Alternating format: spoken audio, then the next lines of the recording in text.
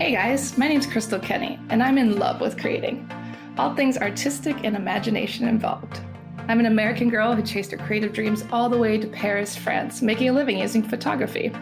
This podcast takes you inside the stories of all the artsy folks I've met along the way and gives you that extra push to discover your creative gifts.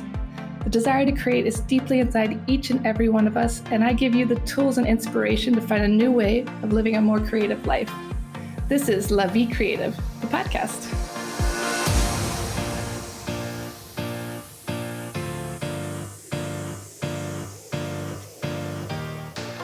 Claudine Hemingway is a descendant of famed writer Ernest Hemingway. We bumped into each other at a party and decided to team up and dive deep into French history, but with a twist, by bringing a spotlight to those lesser-known creatives in France. This is History with a Hemingway. Welcome back to Paris History, Avec Hemingway. I'm back with Claudine, and today we're talking about Saint Augustin. And if you know nothing about this place, you're in luck because Claudine knows everything about Paris. So I'll have her jump in to tell us more history today. Yeah, so this is the area around the church, and we'll get there. But we're going to start at an amazing, wonderful museum, and I know you like this museum too. And we talked about her before, part of the history of this museum. This is the Musée Jacquemin André. It was built for Edward André, who came from a very long banking family. This was under the Haussmannian period. And so from 1869 to 1876, Henry Perron, who was the runner-up for the Garnier at the opera, which we just talked about last week, he designed a home for this gentleman named Edward André. In 1872, he met and married Nelly Jacquemin. She was an artist. She was commissioned to paint a painting of him. Later, his children decided, and his family he didn't have any children, his family decided that they basically went to her and said, you know what? He's not in the greatest of health. He needs somebody to help take care of him. Would you marry him? So it wasn't a marriage out of love, which is funny because when you go to the museum, they really tried to really talk up this love story. But in January 29th, 1881, they were married. And on July 16th, 1894, Edward died. And they would travel all over the world. I'll put a link to that episode we did about her. It's one of my favorite ones. She's a really interesting woman. But they would travel all over the world collecting art. And when she died, she gave the museum, the house, to the Institut de France, but was told that they couldn't change anything. So everything had to stay pretty much just the way it was. She also had ended up owning the Abbey de Chalet, which you and I still need to go out to. We need to go do that if we can sometime soon, because I'm dying to go out there, which also has a huge collection of her art. Mm-hmm. We need to get Giuseppe to drive us there. But on May 15th, 1912 is when she died, and she donated it. In 1913 is when the museum opened. It's fantastic. I don't recommend as much going there for special exhibits, because the space that they do the exhibits in, because it is a former home, are very small rooms. And I just went to go see, I think it was this past January, to see the Botticelli exhibit, and I was really excited to see it, but there were so many people in there. They just are pushing and shoving, and they're actually so rude that you can't even see anything. It's not even enjoyable. Yeah, no thanks. No, so it's not. And I have a friend of mine that's very, very big into one of my favorite museums, and he won't go there to see exhibits because I was telling him about it. He was like, oh yeah, I won't go see him there.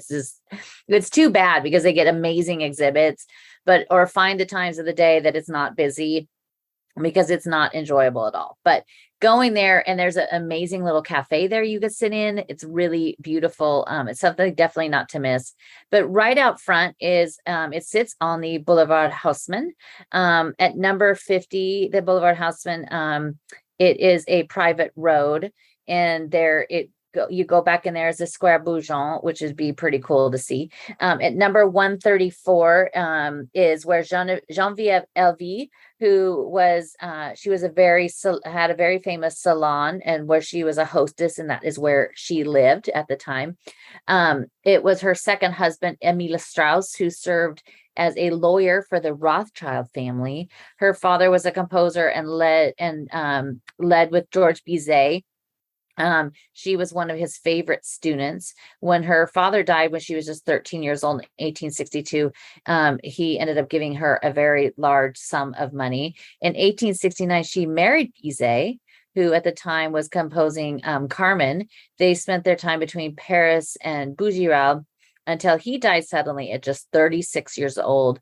After his death, her uncle and cousin moved into the same building at 27 Rue Douai in the 9th and began to hold salons there. When she became very popular, everybody from Guy de Maupassant and Degas would come there. Then Emile Strauss, when she met him, he was a lawyer, as I said, for the Rothschild family. They were married in October of 1886. To everyone's surprise, there had been rumors of them actually being brothers and sister. Gross. Yeah. So yet again, another story of incest in the podcast. The two of them moved here to number 134, and around the entrance, there's an entrance around the corner. It is pretty cool. It had this huge collection of art. They had Quentin de la Tour, Monet, and also her paintings of her by Jules Elie Delaunay in 1879. That was now in the Orsay. But during the Dreyfus affair, she had many supporters. She was at the trial. She was there supporting him. She rallied to the Minister of War to help save him. And later, she and her husband had to sell the house with everything in it because they could not afford it anymore because she was so outspoken towards the Dreyfus affair, and then it kind of worked against them, sadly. It was a weird time. It was quite the weird time. But if you go around the corner down the street, you take a right on the Rue d'Archessin. It's named for the d'Archessin family that dates back to 1374.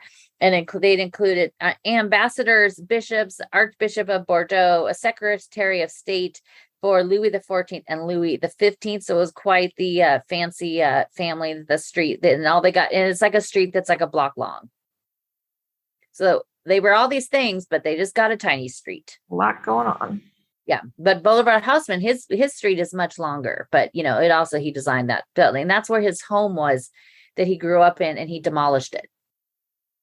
He wasn't a fan. No.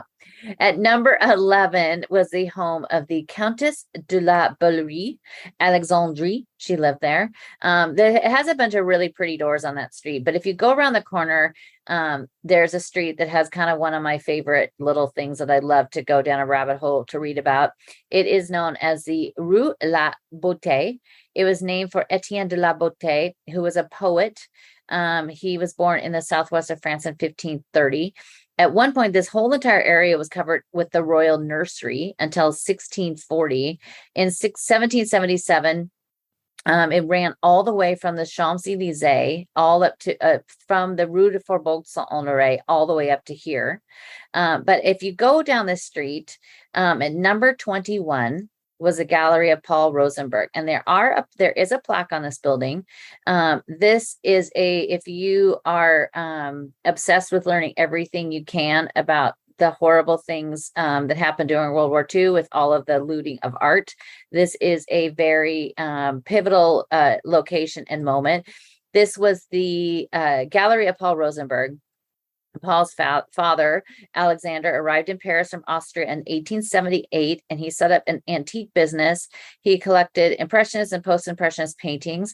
Paul and his brother were basically raised and trained from a very, very early age. They would travel over to London, Vienna, and New York to buy art. Paul's first painting that he bought was a Van Gogh in New York, and also a Manet for just a few $100s. Casual. Van Gogh and a Manet for a few $100. In 1906, when his dad retired, Paul took over the business, eventually selling all of the antiques and focusing only on art. In the late 1930s, Paul began to send many of his pieces off to New York, London, and Austria, South America. He put things in the vaults in France because they heard and knew that the Germans, the Nazis, and Hitler were on their way, and how his intent was to take all of this art. When the ERR arrived, which is basically the the organization Hitler deemed as basically being the ones that would steal the art, but under the guise of this is okay to do. They arrived in Paris, and one of the very first places they went to was Paul's Gallery.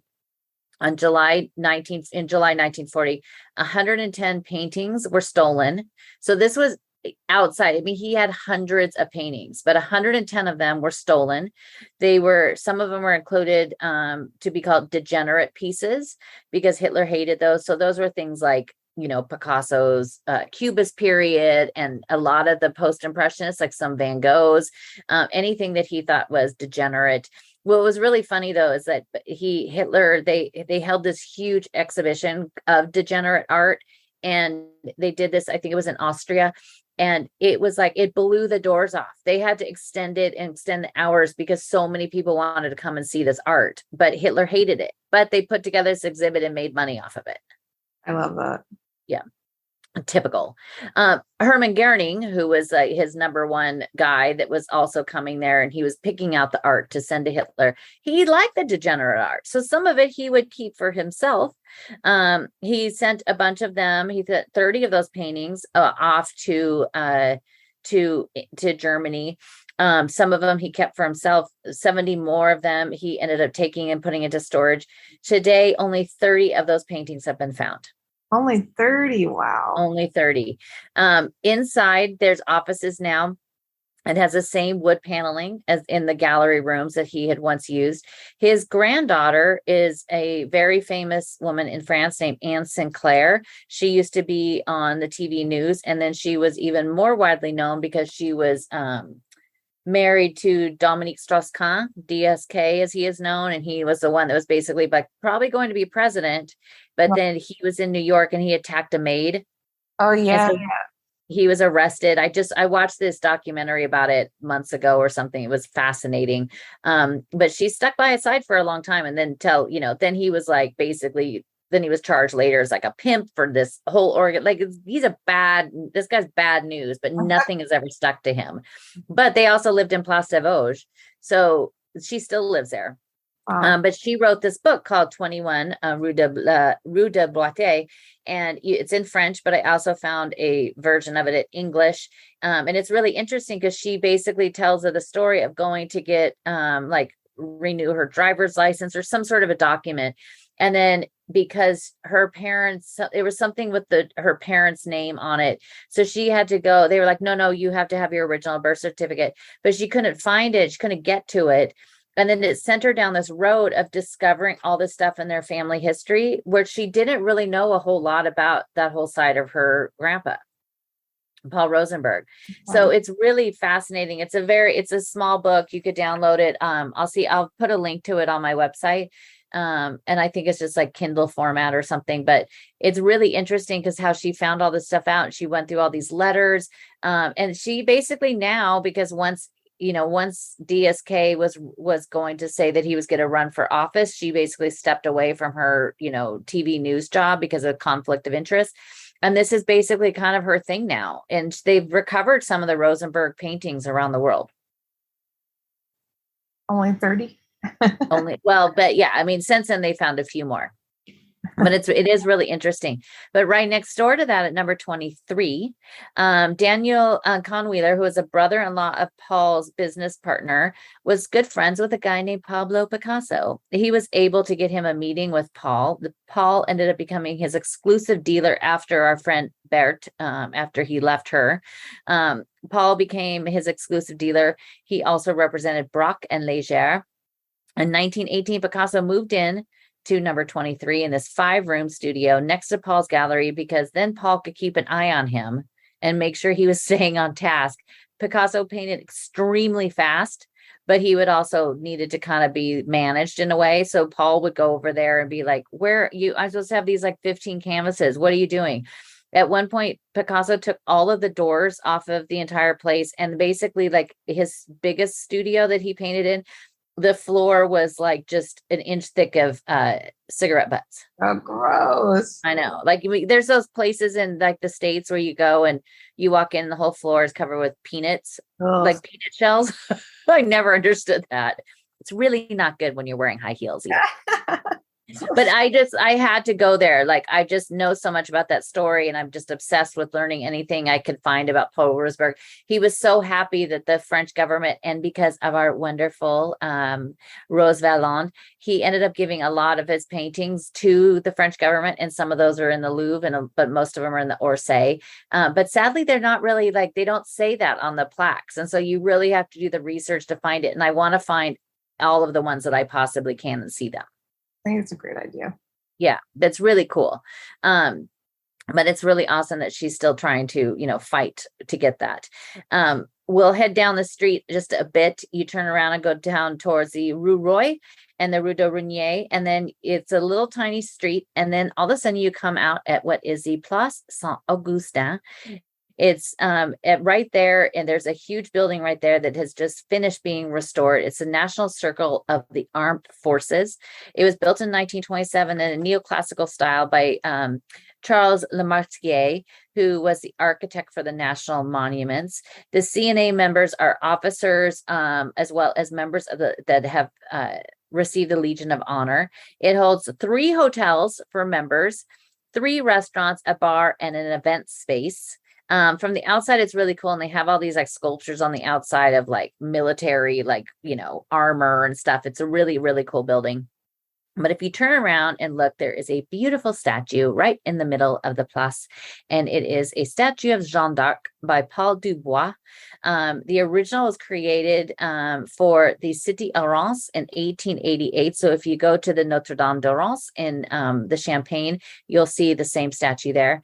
It was inaugurated on July 14th, 1896 in front of Notre Dame de Reims. And then the second copy was done and placed here in front of the Church of Saint Augustin. This was a third one was also created that was sent to the city of Strasbourg. Jeanne is holding a sword in her right hand while she basically is like setting off. But in this one, unlike the one at the pyramid where she's holding a flag, this one she's holding a sword. As one does. Yes. There's like multiple statues of, there's the one also at one of the places you spend a lot of your time in at the what's the name of that bridge? The Inception Bridge, the Bir Hakeem. Bir Hakeem, yeah. Yeah, that is a Joan of Arc statue as well. But the church, she's in front of the beautiful Church of Saint Augustin, and it has been basically completely renovated. I think they took the scaffolding down probably about a year or so ago. It was done by Victor Baltard, who did it from 1860 to 1871. We just talked about him when we talked about layout, because he did those beautiful iron structures that I wish were there. This church was, of course, made with iron and cast iron. It ended up that you can make it so the walls are thinner because it's done with cast iron. It's in a Romanesque and Byzantine style on the exterior. On the front is Jesus with the 12 apostles. The dome at the top of it is really gorgeous. It also has 4 turrets, and then it also has the flying buttresses. The facade above the entrance, and then there's 43 sculptures on the facade and on the side. There is St. Thomas, St. Luke, St. Mark, St. Matthew, St. Luke with the bull, and then of course St. Augustin that go across there. But it's really cool. And if you go inside of it, you definitely want to go inside, because it was done under Haussmann, and it was first intended to be the final resting place of Napoleon III and Eugenie. But because they were exiled off to London, they died in England, and that is where they are buried. But there is still, every once in a while, they talk about bringing their bodies back to the motherland and putting them to church. I think it's a great idea. But it's really cool. Like when you go inside, like some churches that are done with iron, they then cover that up, so you don't see that it actually has this iron interior. But this one, when you look up, it has this beautiful pieces of like filigree iron that go across the ceiling.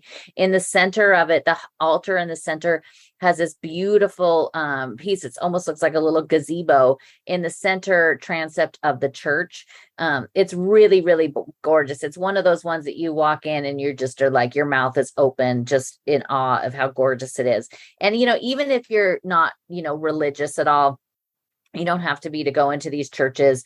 This is, as we've talked about many, many times, these are the first museums. And so you could go in there and find some paintings by, Charles Lebrun and Eustache de Source, some of the biggest paintings in French history, painters in French history.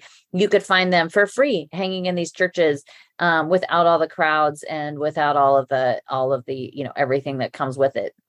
So it's really cool to go in there and see those, and even if you don't know a lot of the stories, from the Bible, like I went to Sunday school when I was a kid. I don't remember any of that stuff, but over time I've learned all of these things. So when I see these, I kind of know what the story is behind it.